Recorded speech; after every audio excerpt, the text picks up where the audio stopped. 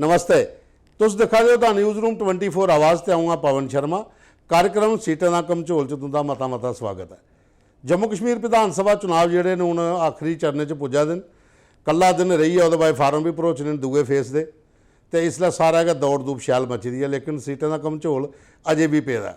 मेरे दोस्त ने ज्योति बचन दौर जोड़े सारे कंपनी के कंसल्टिंग एडिटर भी हैं, वो आखा दे कि एक अदृश्य शक्ति है। मतलब इं किए ना सुदर्शन चक्कर है, कुत्थे है मिगी तो लब्भा दा नहीं।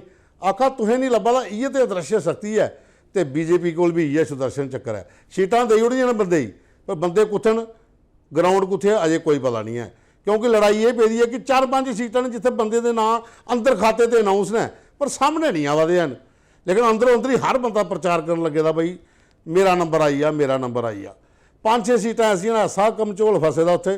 शुक्र है कल दऊं वाला मुक्या, एक विबोध गुप्ता होरें रजौरी दे उड़ी ते अरविंदर रैना होरें गी नशारा भेजी उड़िया कि तुस भाई हुण उत्थे लड़ो, पिछली बारी भी तुस उत्थों गै जित्ती आए हे।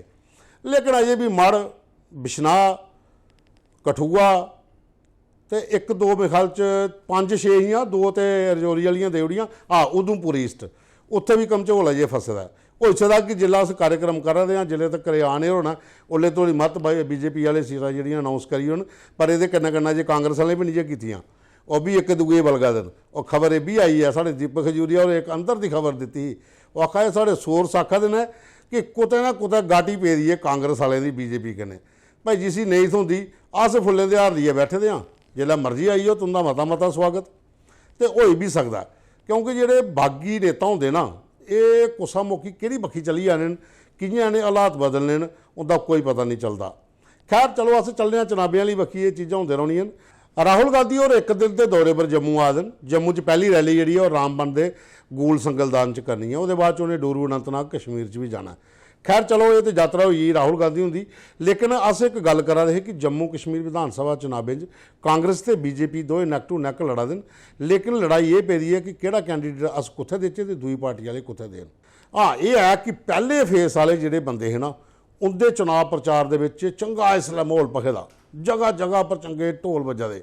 दूए फेस वाले भी कंप्लीट होई है, उत्थे भी कोई ऐसी सीट नहीं रही जिथे कुछ सीटा का कमझोल फसदा हो। त्रीए फेस वाले पर सारा जो कमझोल है जी उत्थे पेदा। हाँ ये है कि किश्तवाड़ ते पाडर नागसैनी ये जिहड़ियां 2 विधान सभा ना उत्थे कैंडीडेट जिहड़े ने वो दिन रात प्रचार करा दे। सुनील और अपनी कॉन्स्टिट्यूएंसी छड्डी है, किश्तवाड़ च ज़्यादा प्रचार करा दे शगुन परिहार वास्ते। वो आखा इसी कुड़ी गी जिताना आपू तो मैं जित्ती लैनी है तूं। तो हुण ई वाला सिस्टम बीजेपी का होए दा कि हर जगह पर ਜਿਹੜੇ ਬੰਦੇ ਨੇ दिन रात प्रचार च लगे दे। लेकिन ये ਜਿਹੜੀਆਂ 4-5 सीटां जिथे कमझोल पेदा ना, ये ਜਿਹੜੀ मुसीबत बनने वाली है कांग्रेस वास्ते भी तो बीजेपी वास्ते भी। क्योंकि दोए पार्टियां ना सोची कदम रखाइयां कि कुसी खलैर च है तो दूआ नहीं नसीया, जे उसी खलैर च है तो पहला नहीं नसीया। तो कांग्रेस बलगा दी है कि तुस ए गी खलैरो तो बी नसे तो अस उसी टपकी लैचे, तो जे बी गी खलैर गए जे ए नसया तो अस उसी टपकी लगे। मतलब कि बंदे फड़ने की कोशिश हो दी है, कोई ना कोई बंदा लभे तो अस अपनी जिहड़ियां सीटां वो पूरियां करचै। दरअसल लोग पिछले 10 सालें दे बड़े ज़्यादा परेशान हैं।